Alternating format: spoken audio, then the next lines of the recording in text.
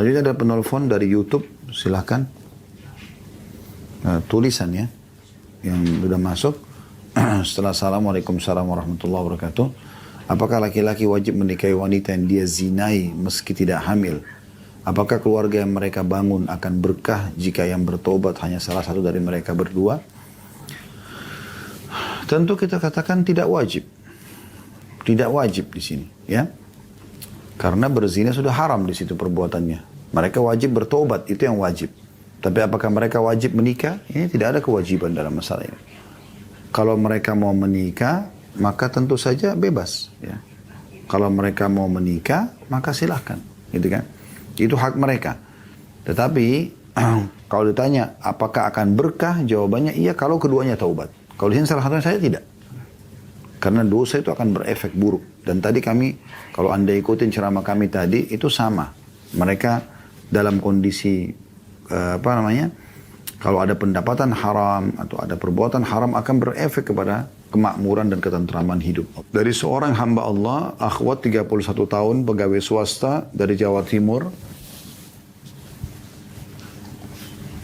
Dari nomor 0822 3314 sekian-sekian. Bunyinya, Ustadz, bagaimana jika ibu saya ditinggalkan suaminya tanpa nafkah lahir batin selama 25 tahun dan tanpa mengucapkan kata tolak atau garis miring digantung? Apakah jika ayah saya kembali bisa menjadi layak suami istri kembali? Jawabannya iya, karena belum ada perceraian. Ya, belum ada perceraian. Walaupun selama masa dia meninggalkan istrinya, dia berdosa. Meninggalkan ibu Anda ini dia berdosa, gitu kan. Tetapi dia di sini masih suami. Dan mereka masih sah suami istri karena belum ada perceraian.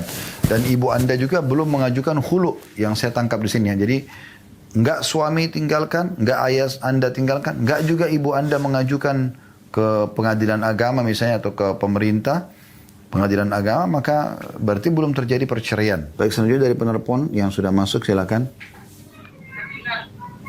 Assalamualaikum warahmatullahi wabarakatuh, Ustaz. Waalaikumsalam warahmatullahi wabarakatuh, silakan. Terima kasih kesempatannya. Mohon nasihatnya, Ustaz. Apa yang harus saya lakukan jika ayah saya selalu menjelek-jelekan anak saya, atau anak-anaknya satu sama lain? Jadi jika tidak ada nakal, menjelek-jelekan anak dia, begitu pun sebaliknya. Dan sedangkan kasus ini, ayah saya suka menjelek-jelekan saya kepada adik saya. Padahal saya ini sebagai anak perempuan masih membiayai kebutuhan hidup ayah saya. Apakah saya termasuk orang jujur ini, Ustaz? Karena ketika tahu dari adik saya, ayah saya suka membicarakan menjelekkan saya di belakang saya agak gimana gitu, Ustaz. Mohon nasihatnya, Ustaz. Baik. Sudah, insya Allah saya sudah paham, bisa ditutup teleponnya. Jadi kalau untuk permasalahan ini, jangan Anda hubungkan antara nafkah atau sedekah yang Anda berikan kepada ayah Anda. Jangan hubungkan dengan itu pahala tersendiri. Tinggal permasalahannya adalah adik Anda atau saudara Anda tadi melaporkan kalau ayah Anda menjelek-jelekan Anda, gitu kan, di belakang. Saran saya, Allahu a'lam, Anda datang kepada ayah lalu bicarakan baik-baik, gitu kan. Ayah, mohon maaf, saya dengar kalau ayah pernah bicara sama si fulan, saudara saya ini, kalau saya itu begini dan begitu. Mohon maaf ayah kalau emang saya salah, gitu kan. Tolong dinasihatin, tapi ayah jangan ngomong di belakang. Karena Anda bisa sampaikan begitu. Semoga saja setelah itu, ya beliau langsung berbicara. Baik, silakan penelpon yang sudah masuk. Halo, Assalamualaikum Ustaz. Waalaikumsalam warahmatullahi wabarakatuh. Saya dari Sumatera Barat, Ustaz. Baik. Saya mau tanya Ustaz, saya belum menikah. Bagaimana nanti menjelaskan kepada orang tua? Karena nggak semua orang tua kayak gini kayaknya ya Ustaz. Kemana suami pergi atau bekerja atau ikut, kita ikut gitu maksudnya Ustaz, pindah kemana dia pergi, kemana dia kerja, mungkin keluar kota, tapi ninggalin kerjaan kita di sini. Takutnya nanti gimana? Dibilang nanti ngapain tinggalin kerja di sini, cari kerja susah gitu. takut nanti disuruh LDR gitu loh Ustaz. Gimana ngasih taunya nanti di saat menikah. Kalau saya tuh maunya serumah gitu dengan suami kayak gitu Ustaz. Kenapa muncul pertanyaan seperti ini? Apa memang orang tuanya sudah membahasakan dari sekarang? Kalau menikah nanti jangan pindah kota misalnya. Atau jangan tinggalkan pekerjaan. Sudah ada bahasa itu dari orang tua? Belum sih Ustaz. Takutnya nanti ada pertanyaan seperti itu. Enggak, jangan munculkan sesuatu yang belum ada. Gitu. Kecuali memang, karena ini akan memunculkan was-was nanti dalam diri.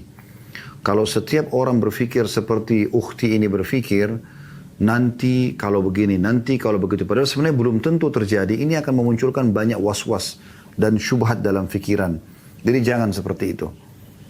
Kecuali memang pada saat ada yang melamar, kemudian dia tinggal berbeda kota dengan Anda, lalu kemudian dia memberikan syarat, nanti ikut sama saya kalau menikah, pertemukan sama orang tua, biarkan dia jelaskan alasan dia kenapa dia minta istrinya dibawa, lalu dengar. Nah, kalau memang terjadi respon, orang tua setuju, alhamdulillah. Orang tua tidak setuju, Anda bisa tanyakan kepada orang tua, kenapa saya tidak bisa ikut sama suami misalnya. Kalau beliau menyampaikan, oh tidak boleh ikut suami karena kami tidak mau jauh dari kamu misalnya dan segala macam. Berikan syarat kepada calon suami. Kalau tidak bisa, Anda bisa berdoa kepada Allah SWT akan didatangkan suami yang bisa seperti yang ibu dan atau ayah Anda harapkan. Anda bisa tetap satu kota. Allahu alam. Itu dari kami. Dari WA yang sudah masuk ya.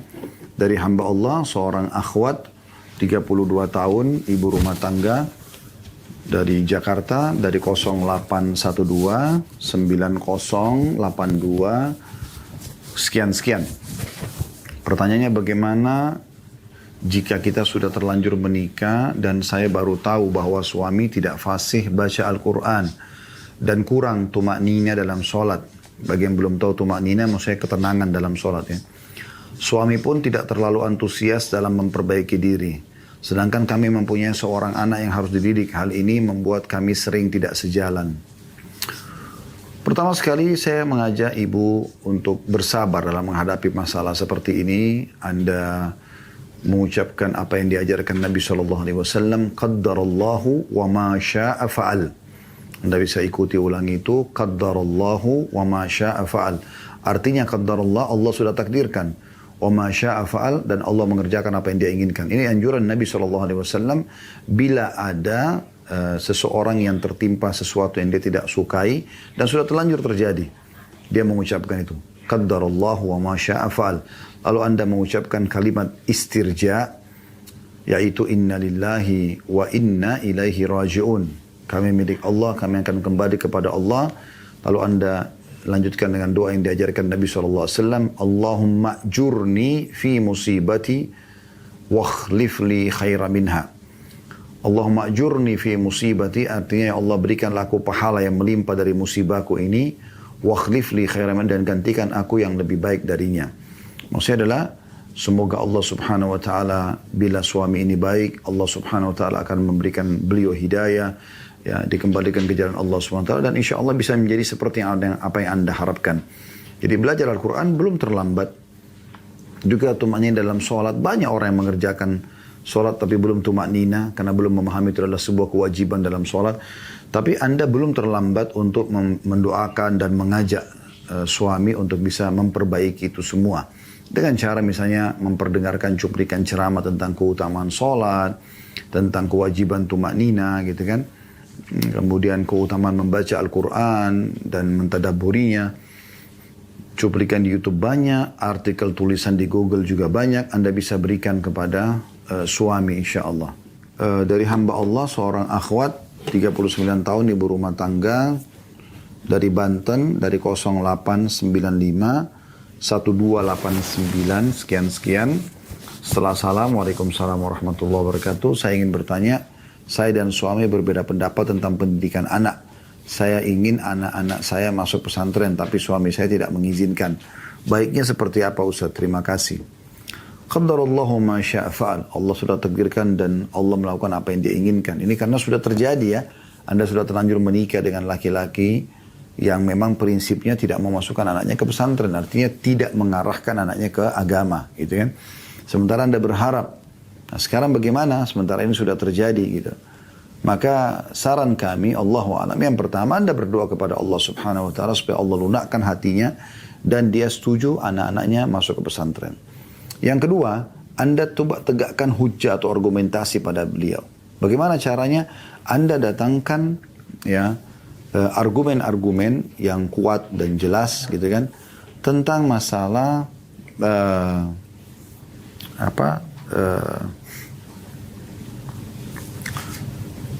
pentingnya pesantren. Ada banyak itu. Ada kalau tidak salah cuplikan ceramah kami juga di YouTube itu ada ya. Bagaimana pesantren itu mengajarkan sholat 5 waktu. Ya, suasananya memang dibuat islami, yang laki-laki sendiri, yang perempuan sendiri. Mereka tiap hari mendengarkan tentang sejarah Nabi, sejarah Islam. Mereka belajar tentang fikih, ya, agama. Nah, ini semuanya adalah hal yang positif gitu kan. Sementara kalau sekolah umum maka pendidikan agamanya kurang. Dan Anda coba datangkan cuplikan-cuplikan tentang pergaulan bebas anak-anak muda, misalnya anak-anak sekolah, maka Anda bisa lakukan seperti itu. Itu akan jauh lebih baik menegakkan hujah. Jadi pertama berdoa kepada Allah SWT, kemudian yang kedua Anda coba tegakkan hujah pada suami ya supaya sampai kepada beliau informasi. Di sini bukan untuk berdebat ya, tapi untuk menjelaskan kepada beliau. Saya ingin anak-anak masuk pesantren, pertimbangannya adalah ini. Anda lihatkan tentang salah satu cuplikan di YouTube pasti banyak pesantren yang sukses yang mendidik anak-anaknya misalnya. Anak santrinya, bagaimana mereka rapi, mereka kalau azan ke masjid, mereka menghafal Al-Quran, mereka belajar sejarah Nabi, jadi mereka bisa jadi amal jariah buat orang tuanya. Dan bagaimana justru sebaliknya kalau orang jauh dari pendidikan agama ada efek-efek negatif dari tawuran dan sejenisnya, Anda berikan penjelasan kepada suami. Selain berdoa dan ikhtiar ini, insya Allah mudah-mudahan kita berharap Allah Subhanahu Wa Taala mudahkan ya suami Anda mendapatkan hidayah. Baik, silakan penelpon yang sudah masuk. Halo, Assalamualaikum Ustaz. Waalaikumsalam warahmatullahi wabarakatuh. Ya, silakan. Jadi gini Ustaz, suami saya tuh bisa dibilang sayang banget lah gitu sama istri sama anak-anaknya. Tapi Ustaz, saya beberapa kali mendapati suami saya itu mengomentari status WhatsApp atau Instagram itu dengan memuji teman wanita seperti cantik gitu. Nah itu kan jadi berujung pertengkaran ya Ustaz. Nah sebaik-baiknya sikap saya itu harus seperti apa ya Ustaz? Terima kasih. Assalamualaikum. Waalaikumsalam. Anda kalau sebagai istri melihat kemungkaran itu Bu ya, artinya ibu lihat sendiri apa yang dia lakukan. Dan itu bukan ibu sengaja mencari-cari kesalahan ya. Jadi jangan teman-teman sekalian kita sengaja mengecek medsos pasangan kita, handphone dia misalnya, itu bukan tugas kita. Dia punya Tuhan Allah Subhanahu Wa Taala yang Maha melihat dan Maha mendengar. Dia juga punya pendamping dari malaikat yang ditugaskan Allah khusus untuk mencatat amal baik amal buruknya. Jadi bukan tugas kita itu. Tapi kita di sini punya beban hukum. Kalau kita nampak depan mata sebuah kebaikan kita dukung. Ma'ruf dalam bahasa agama. Amr ma'ruf. Dan kalau kita lihat kemungkaran, pelanggaran misalnya, seperti ini memuji wanita yang bukan istrinya, cantik misalnya, ini kan tidak boleh. Ya. Walaupun itu bukan dosa besar, tapi ini sudah pelanggaran.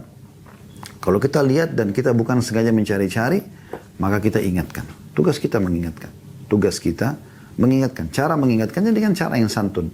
Sering kami sampaikan dalam pertanyaan-pertanyaan di hari Kamis ini, menasihati suami, menasihati ayah, menasihati saudara laki-laki, menasihati anak laki-laki, kurang lebih polanya sama. Saya dan teman-teman laki-laki ini semua punya sifat kepemimpinan.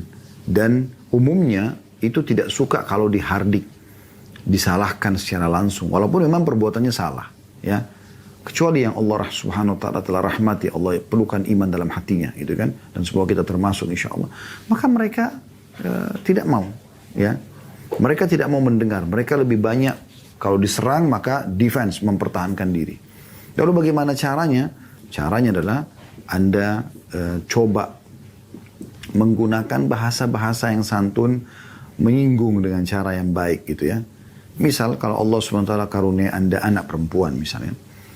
Lalu Anda mengatakan misalnya sama suami, bagaimana kalau anak kita ini ada teman sekolah dia yang laki-laki yang memuji-muji dia gitu kan.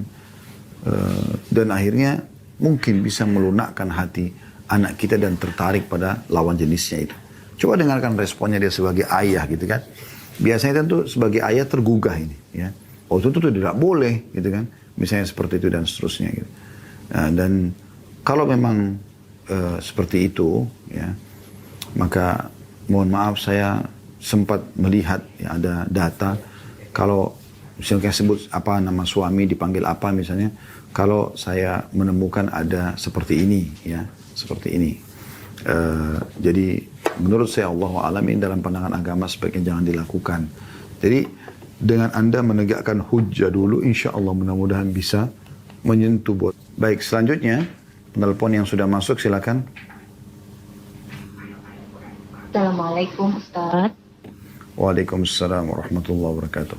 Sebelumnya silakan, Bu. barakallahu fikum untuk Ustaz, keluarga dan juga Fiki, seluruh barakallah. staf KHB Official Ustaz. Amin. Saya Ummu Alfi Hidayah Bogor.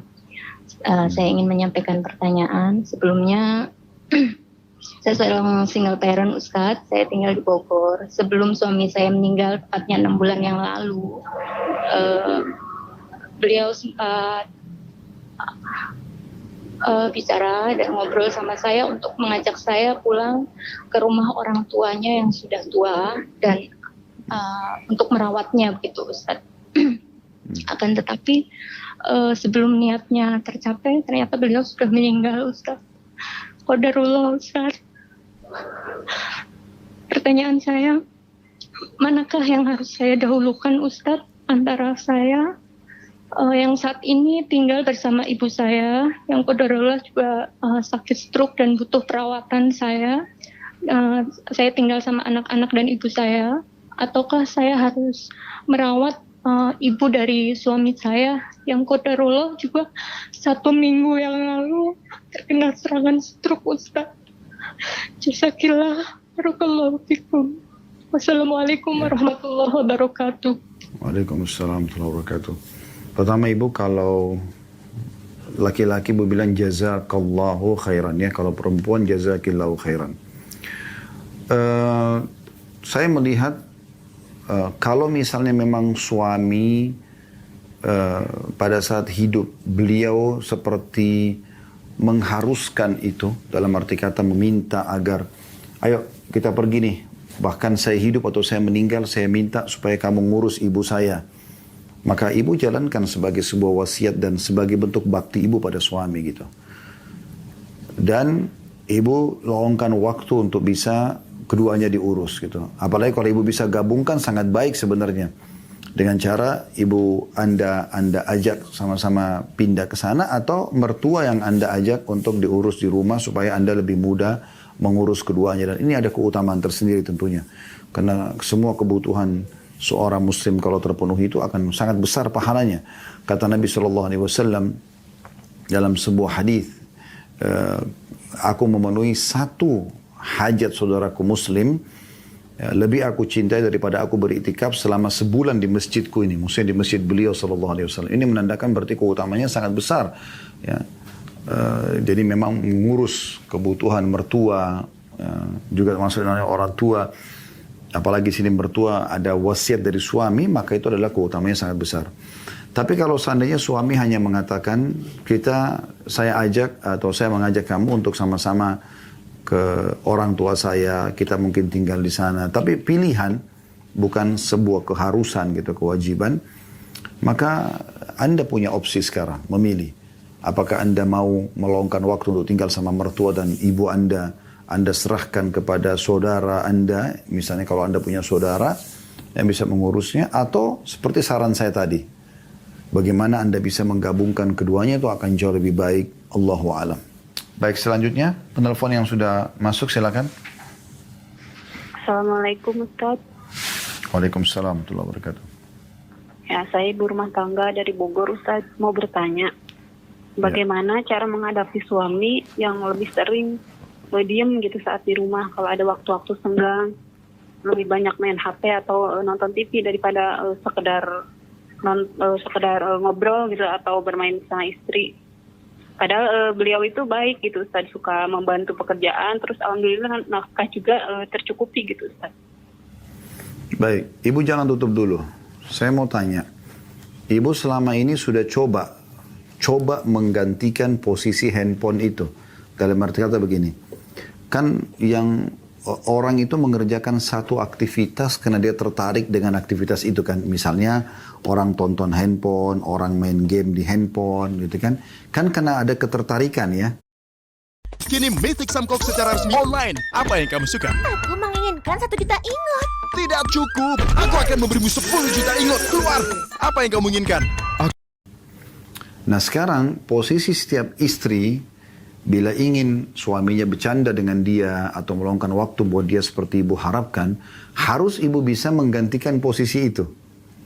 Bagaimana caranya? Ibu coba jadikan bahan introspeksi diri. Selama ini yang suami suka baju apa misalnya, ya, yang kalau ibu pakai dia kayaknya lebih tertarik. Coba ibu gunakan itu.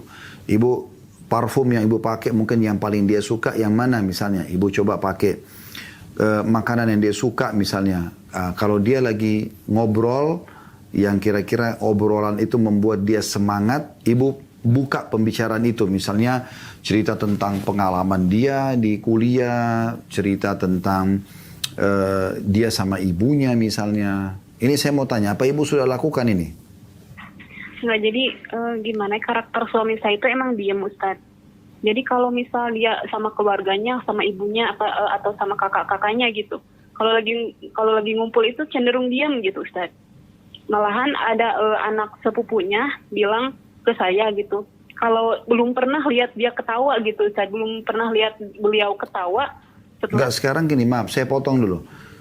Enggak usah dibahas dia dengan keluarganya. Saya sedang bahas ibu sama dia. Ibu kan berharap suami ini bisa lebih meluangkan waktu untuk Anda sebagai istri kan? Ya.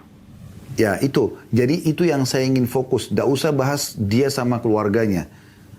Dia pendiam kah? Dia jarang tersenyum kah? Itu dia sama keluarganya. Tapi belum tentu sama ibu seperti itu. Ya, resiko ibu sekarang menikah sama laki-laki Gitu, pendiam saya seperti maksudnya, ini bisa, tinggal bercanda gitu. Sebentar, Bu. Tapi akhir-akhir Jadi, ini gitu sudah sekitar 3 tahun. 3 tahun ini setelah punya tempat sendiri gitu, setelah berpisah dari mertua tempat tinggalnya gitu, Ustaz. Kenapa? Setelah berpisah kenapa? Iya, jadi sebelumnya komunikasi kita tuh biasa gitu, lancar. Tapi setelah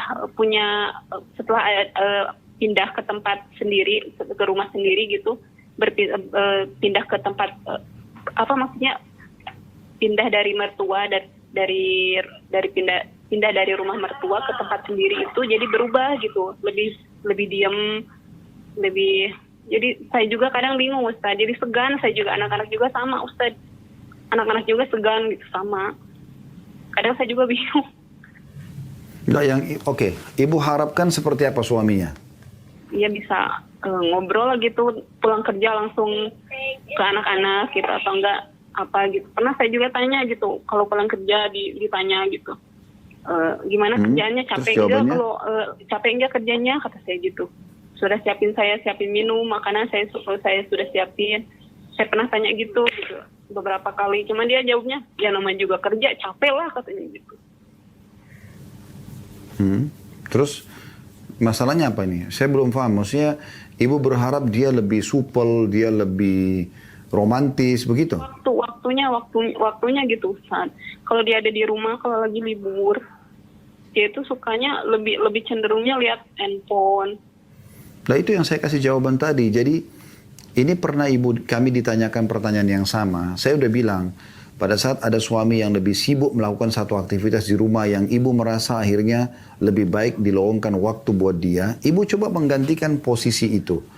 Kalau misalnya dia melakukan sesuatu aktivitas di handphonenya yang memang itu dia butuhkan, dalam arti kata memang itu sebuah kebutuhan bagi dia, ibu biarkan dulu.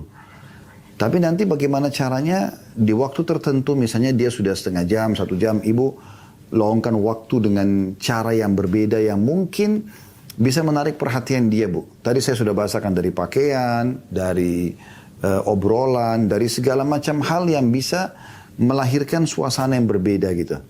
Memang ini sedikit butuh dobrakan kadang-kadang, Bu, ya, dari seorang istri. Karena kebanyakan suami itu, mereka ada yang langsung frontal membahasakan ke istri, mengatakan, saya tuh pengen loh kalau istri saya tuh begini dan begitu. Cuma kadang-kadang istrinya nggak ngeh. Atau ada suami memang yang tidak membahasakan itu. Cuma dia berharap perubahan terjadi dari istrinya gitu. Sederhana, sekarang kalau kita mau orang ngobrol sama kita, apa yang harus kita lakukan? Kita harus punya tema yang menarik. Kita harus retorika yang menarik. Gitu kan? Itu sama suami atau sama orang lain kan. Supaya orang itu mau interaksi ngobrol sama kita gitu. Kita punya sebuah produk yang bisa kita tawarkan ke dia. Kalau umumnya sih suami istri mungkin ya, dengan penampilan yang menarik, dengan anak-anak. Jadi begitu suami pulang, anak-anak ditaruh dulu di satu ruangan, misalnya mereka ditidurin atau diberikan tugas apa, Anda meluangkan waktu khusus berdua dulu dengan suami. Kayak makan Anda temani, Anda sendokkan, Anda suapi dia kalau dia mau. Minimal temani dia. Setelah selesai, ibu tentu dengan penampilan yang menarik pada saat itu, ibu lebih tahu seperti apa yang suami ibu suka. Dengan pakaiannya, dengan segala macam gitu. Mungkin ibu ingat apa yang pernah suami bahasakan. Mungkin dia pernah belikan hadiah baju, dia tunjukkan, dia belikan kan berarti dia pengen ibu pakai misalnya. Ibu pakai, mungkin ada pernah ibu dandan dengan pola tertentu, lalu kemudian dia tertarik, maka ibu lakukan itu. Mirip dengan kasusnya, kalau ibu pernah dengar Ummu Sulaim radhiyallahu anha. Kalau Anda belum tahu, saya ingatkan, kalau sudah ingat, saya coba reviewkan, mengingatkan kembali. Jadi Ummu Sulaim radhiyallahu anha ini menikah dengan seorang laki-laki. Dia kebetulan janda waktu itu. Dia nikah sama laki-laki namanya Abu Talha. Abu Talha ini sahabat dekat suaminya dulu. Suaminya bernama Malik, meninggal dalam keadaan kafir. Dia menikah sama Abu Talha. Nah, pada saat itu dia hamil dan punya anak laki-laki. Abu Talha ini sangat gembira karena punya anak dari Ummu Sulaim. Subhanallah, anak itu baru lahir beberapa saat, sakit keras. Abu Talha merasa prihatin. Sampai tiba di waktu maghrib, dia bilang sama Ummu Sulaim, saya mau ke masjid dulu. Insya Allah nanti habis sholat isya, saya kembali lagi. Tolong anak ini dijaga baik-baik. Baru berapa langkah dia keluar, meninggal dunia. Anak tersebut. Maka kata Anas ibn Malik, anak Ummu Sulaim dari suami pertamanya. Suami pertama namanya Malik. Nah, Anas ibn Malik. Dia banyak meriwayatkan hadis. Dia ini mengatakan pada hari itu, pada malam itu, ibuku mengatakan, jangan ada yang menyampaikan kepada Abu Talha tentang meninggalnya anaknya, biar saya sendiri. Dan ibuku pada malam itu masak masakan yang belum pernah seenak itu dan dandan belum pernah secantik itu. Jadi dua hal ini disebutkan oleh Anas bin Malik secara khusus ya. Masakannya yang paling enak dan juga dandanannya yang paling cantik. Pada saat suaminya datang, disambut dengan baik, dilayani makan sampai puas, kemudian digoda sampai terjadi hubungan interaksi biologis. Setelah itu baru dia membahasakan ke suaminya. Dia mengatakan, wahai suamiku, bagaimana pendapatmu kalau seandainya ada orang yang menitipkan sebuah barangnya kepada kita, lalu dia minta kembali, apa yang harus kita lakukan? Kata Abu Talha, kita kembalikan. Kata dia dengan santun, padahal dia seorang ibu ya, kita bisa tahu bagaimana ketergantungan hati, terpautnya hati seorang ibu pada anaknya. Tapi dia mengatakan dengan sabarnya, dia ingin supaya dia mendapatkan ridho suaminya, dia mengatakan, kalau begitu berharaplah pahala dari sisi Allah, karena anak kita baru saja meninggal dunia tadi. Kata suaminya, kenapa kau biarkan aku menikmati makananmu, masakanmu, dan menikmati tubuhmu, baru kemudian kau membahasakan ini. Kata dia, ya beginilah, ya saya ingin lakukan, saya tidak mau mengagetkan kamu gitu. Lalu kata suaminya, kita laporkan ini kepada Nabi SAW. Kita dengarkan bagaimana saran beliau. Maka mereka pun berdua menuju ke Nabi SAW dan Nabi SAW tersenyum lalu mengatakan, apakah sempat terjadi interaksi biologis antara kalian? Kata mereka, iya. Kata Nabi SAW, semoga Allah berkahi. Dan pada saat itu, betul Ummu Sulaim hamil dan akhirnya melahirkan anak laki-laki lagi tahun depan. Ya. Jadi, interaksi antara suami istri kalau kita ingin supaya pasangan lebih romantis, lebih dekat, ya itu kan yang ibu harapkan. Maka poinnya adalah bagaimana kita bisa merayu dia, dan ibu punya itu. Ibu punya makanan, ibu punya dandanan dan biologis yang baik. Insya Allah mudah-mudahan ya kita berharap dengan respon positif dari poin ini. Ibu memberikan perhatian kepada dia. Mudah-mudahan kita berharap ada perubahan terjadi. Selain tentu ibu berdoa kepada Allah Subhanahu wa ta'ala.